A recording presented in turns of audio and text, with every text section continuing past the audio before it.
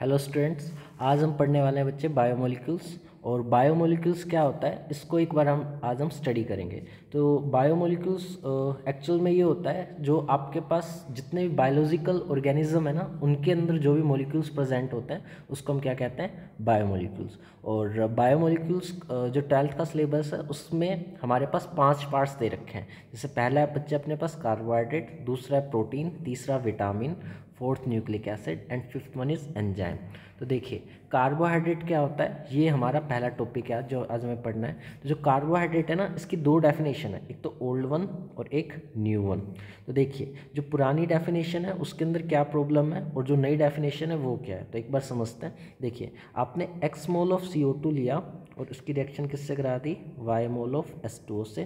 तो जो यहाँ पे बना CxH2O y, और जैसे हम x और y की वैल्यू पुट करेंगे, जैसे x की 2 कर दी और y की भी क्या पुट कर दी मैंने 2।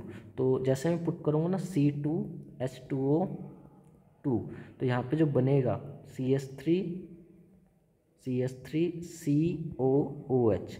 ये सेम चीज़ जो मैंने अभी बनाई है ये किसका फॉर्मूला है, एसिटिक एसिड का। इसका फॉर्मूला है बच्चे एसिटिक एसिड का। तो आपको पता है कि कार्बोहाइड्रेट और एसिड दोनों अलग चीज़ हैं, तो ये एक तो हो नहीं सकती। तो इसका अकॉर्डिंग कार्बोहाइड्रेट एसिड होता है लेकिन एसिड है नहीं कार्बोहाइड्रेट। तो जो अपनी ओल्ड डेफिनेशन है बेटा, ये कई जगह क्या हो जाती है, फेल। तो हमें कौन सी डेफिनेशन को प्रेफर करना है, हमें प्रेफर करना है न्यू डेफिनेशन को। ओके, तो अब जो न्यू डेफिनेशन है वो क्या कह रहा है आपसे, पॉलीहाइड्रोक्सी एल्डिहाइड या पॉलीहाइड्रोक्सी कीटोन। और जैसे मैं आपको अभी गूगल पे दिखाता हूँ कि जो पॉलीहाइड्रोक्सी एल्डिहाइड या पॉलीहाइड्रोक्सी कीटोन क्या होता है, तो ये मैं आपको दिखा रहा हूँ, इसको एक बार देखिए। देखो यहाँ पे आप क्या देख पा रहे हो कि बहुत सारे OH ग्रुप हैं और एक आपको यहाँ पे कौन सा ग्रुप दिख रहा है, एल्डिहाइड। तो ये मेरे पास जो एट प्रेजेंट है वो ग्लूकोज का स्ट्रक्चर है, ठीक है। ऐसे अगर मैं फ्रक्टोज का स्ट्रक्चर सर्च करता हूँ, फ्रक्टोज, देखिए फ्रक्टोज, तो ये अपने पास में देखो, ये जो फ्रक्टोज है, ये फ्रक्टोज जो आपको दिख रहा है इसमें क्या दिख रहा है आपको, कीटोन ग्रुप दिख रहा है और दो ऊपर एल्कोहल दिख रहा है और बहुत सारे OH ग्रुप दिख रहे हैं। तो कहने का मतलब पॉलीहाइड्रोक्सी भी है, बहुत ज़्यादा OH ग्रुप भी आ रहे हैं और यहाँ पे आपको कीटोनिक ग्रुप दिख रहा है, ठीक है। तो जो न्यू डेफिनेशन है वो इसको सपोर्ट करती है कि वहाँ पर क्या होना चाहिए, न्यू डेफिनेशन के अकॉर्डिंग एल्डिहाइडिक ग्रुप होना चाहिए, कीटोनिक ग्रुप होना चाहिए और क्या होना चाहिए हमारे पास, हाइड्रोक्सी ग्रुप होना चाहिए। ये चीज़ अपने पास होनी चाहिए थी, ठीक है। ओके, अब इसके बाद में हम आगे चलते हैं, क्या कार्बोहाइड्रेट्स कितने टाइप के होते हैं। तो जो कार्बोहाइड्रेट्स हैं बेटा, यहाँ पे लिख रखा है इन्होंने, पहला लिख रखा है मोनोसैक्राइड। मोनो का मतलब क्या, कि जिसको आगे फर्दर हाइड्रोलाइसिस नहीं करा जाए। ओलिगोसैक्राइड का मतलब क्या होता है, जिसको अलग अलग यूनिट्स में, जैसे आपने कोई कार्बोहाइड्रेट लिया, जैसे मैं एक एग्जाम्पल के लिए यहाँ पे ले रहा हूँ कि जैसे ये मैंने कार्बोहाइड्रेट लिया सुक्रोज, ठीक है, और सुक्रोज का मैंने जब पानी से रिएक्शन कराई तो मेरे को 2 यूनिट मिल गई ना, एक तो ग्लूकोज की मिल गई और एक किसकी मिल गई, फ्रक्टोज की। तो इसने 2 यूनिट दी तो इसको हम क्या बोलेंगे, डाइसैक्राइड। अगर यही मॉलिक्यूल मुझको 3 यूनिट देता तो उसको ट्राइसैक्राइड, यही अगर मेरे को 4 देता तो टेट्रा, और अगर n देगा तो पॉलीसैक्राइड, ठीक है। तो ये हमें पता होना चाहिए। तो जैसे मैंने यहाँ पे लिख रखा है कि सबसे पहले तो मोनोसैक्राइड, ये हमें एक भी यूनिट नहीं देगा आगे हाइड्रोलाइज होने के बाद। ओलिगोसैक्राइड कितने देगा, जैसे डाइसैक्राइड कितने देगा 2, ट्राई कितने देगा 3, टेट्रा कितने देगा बेटा 4, और पोली क्या देगा, बहुत सारी यूनिट देगा आपको, ठीक है। तो ये हमें पढ़ना है। इसके बाद जो हमें पढ़ना है वो ये पढ़ना है कि जो ग्लूकोज होता है उसको हम प्रिपेयर कैसे करते हैं। तो जो ग्लूकोज होता है उसको हम कैसे प्रिपेयर करते हैं वो एक बार देखिए। ये आपको सुक्रोज का फॉर्मूला दे रखा है, ठीक है। सुक्रोज का मतलब शुगर है ना, चीनी, उसको आप क्या कर रहे हो, हाइड्रोलाइज कर रहे हो। और देखो एक तो आपको क्या मिल गया, इसमें ग्लूकोज मिल गया और एक क्या मिल गया, फ्रक्टोज। अब आप इसमें देख पा रहे हो कि जो ग्लूकोज और फ्रक्टोज है ना, वो दोनों के दोनों दिखने में एक जैसे हैं। दोनों का फॉर्मूला क्या है, C6H12O6 है और इसका भी फॉर्मूला C6H12O6 है। लेकिन एक्चुअल में होता क्या है भाई, कि ये ग्लूकोज और फ्रक्टोज के अंदर भी जो स्ट्रक्चरल डिफरेंस आते हैं। तो एक बार इनका स्ट्रक्चरल डिफरेंस देखते हैं, उसके बाद हम आगे कंटिन्यू करेंगे। तो एक बार देखते हैं डिफरेंस बिटवीन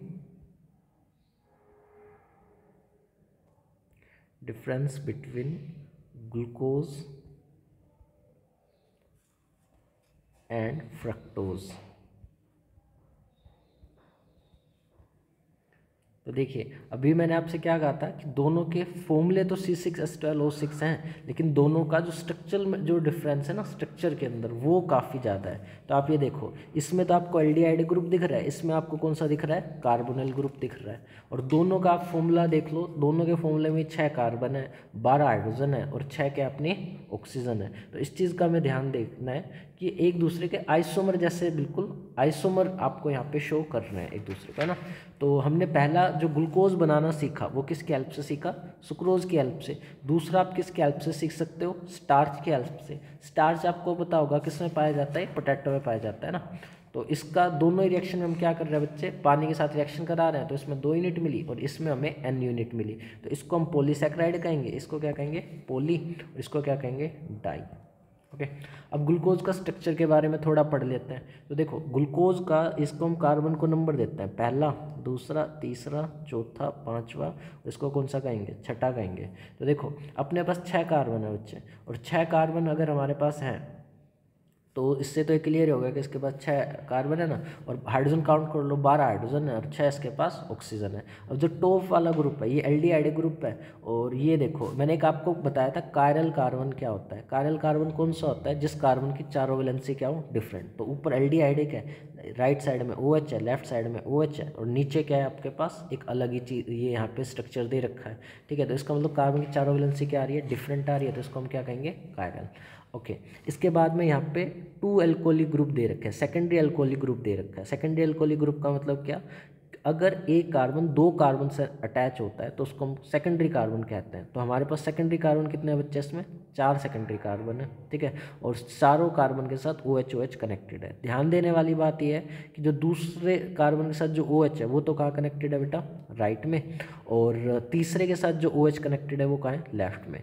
तीसरा जो OH आ रहा है ना वो लेफ्ट में है, बाकी सारे के सारे OH अपने कहाँ पे आ रहे हैं, इसमें राइट में आ रहा है। इस चीज़ का आपको ध्यान देना है। एक स्टीरियो आइसोमर क्या होता है, स्टीरियो आइसोमर का मतलब ये होता है कि स्पेस में किसी की जो पोजीशन है वो किस तरीके से अलग अलग होती है। ठीक है, तो यहाँ पे 4 कायरल कार्बन है, तो आपको n की वैल्यू यहाँ पे 4 पुट करोगे, और जैसे 4 पुट करोगे तो हमारे पास कितने स्टीरियो आइसोमर बन जाएंगे, 16 स्टीरियो आइसोमर आपके पास बन जाएंगे। ठीक है, इसके बारे में जो स्टडी करी थी कि डिफरेंट जो OH है किधर होते हैं किधर नहीं होते, ये इंग्ले फिशर ने करी थी, और इनको इसके लिए एक नोबेल प्राइज़ भी मिला था। ठीक है, इसके बाद हम क्या करेंगे, इसकी रिएक्शन को स्टडी करेंगे। तो रिएक्शन को स्टडी, जैसे पहली रिएक्शन में पढ़ाता हूँ आपको, ये आपने क्या ले लिया, एल्डिहाइड ग्रुप ले लिया, और यहाँ पे CHOH CH2OH। तो देखो जब आपने इसका रिडक्शन करा, आपको पता है किसी भी जिसके अंदर ऑक्सीजन हो उसका लास्ट रिडक्शन क्या होता है, एल्केन बनाते हैं। तो आपने पहले वाले में देखो इसका इन्होंने यहाँ पे तो खैर नॉर्मल रिडक्शन कर रहा है, लेकिन एक मैं आपको कंप्लीट रिडक्शन, देखो ये वाला रिडक्शन आप देखिए, इसके अंदर इन्होंने क्या करा है, कंप्लीट रिडक्शन कर रखा है, कुछ भी ऑक्सीजन वगैरह यहाँ पे नहीं है, तो एनहेक्सेन बन गया। ठीक है, और ऑक्सीडेशन में आप देखो, ऑक्सीडेशन में क्या देख पा रहे हो बच्चे कि ये आपके पास क्या है, एल्डिहाइड ग्रुप है, और ये कौन सा ग्रुप है, ये अपने पास अल्कोहल ग्रुप है। तो इसका ऑक्सीडेशन क्या बनाया इन्होंने, कार्बोक्सिलिक एसिड। ठीक है, ये जो Br-Resto के साथ दिख रहा है ना, पार्शियल ऑक्सीडेशन है बच्चे, कौन सा ऑक्सीडेशन है ये, पार्शियल। लेकिन HNO3 के साथ इन्होंने कैसा ऑक्सीडेशन कर रखा है, कंप्लीट। और जैसे कंप्लीट ऑक्सीडेशन करेगा तो ऊपर भी कार्बोक्सिलिक ग्रुप और नीचे भी कार्बोक्सिलिक ग्रुप। ठीक है, और ऐसे एक यहाँ पे देखो HCN के साथ रिएक्शन कराई है, तो हमने न्यूक्लियोफिलिक एडिशन में पढ़ा था कि CO की अगर HCN से कराते हैं तो कैसे कराते हैं, ये बॉन्ड इधर टूटता है, तो यहाँ पर क्या बनेगा, CO नेगेटिव, C पे पॉजिटिव, और O के ऊपर कौन अटैक करेगा, H, और C के ऊपर कौन अटैक करेगा, CN। इसको हमने क्या बोला था, साइनोहाइड्रिन बोला था हमने इसको। ठीक है, तो ये आपको याद होगा कुछ। और एक आपने जो रिएक्शन करी थी, देखो मैं यहाँ पे लिख रहा हूँ इस रिएक्शन को, इस तरीके से आपने रिएक्शन करी थी कुछ, H2NOH। ठीक है, यहाँ से क्या निकाल दिया, पानी निकाल दिया था आपने, और पानी निकालने के बाद यहाँ पे बना क्या था, इमाइन ग्रुप बन गया था। ठीक है, और इमाइन ग्रुप जो बना था वो ये इस तरीके से यहाँ पे बन रहा है। ठीक है, तो ये कुछ रिएक्शन है आपको ये देखनी है। ठीक है, तो ये चीज़ आप देख लीजिए। इसके बाद आज इतना ही आप अभी देखो इसके अंदर, और फिर आगे के जैसे जो कॉन्फ़िगरेशन है, स्टीरियो आइसोमर है, D4 डेक्स्ट्रो, L4 लीवो। ठीक है, इसको हम आगे कंटिन्यू करेंगे। Thank you.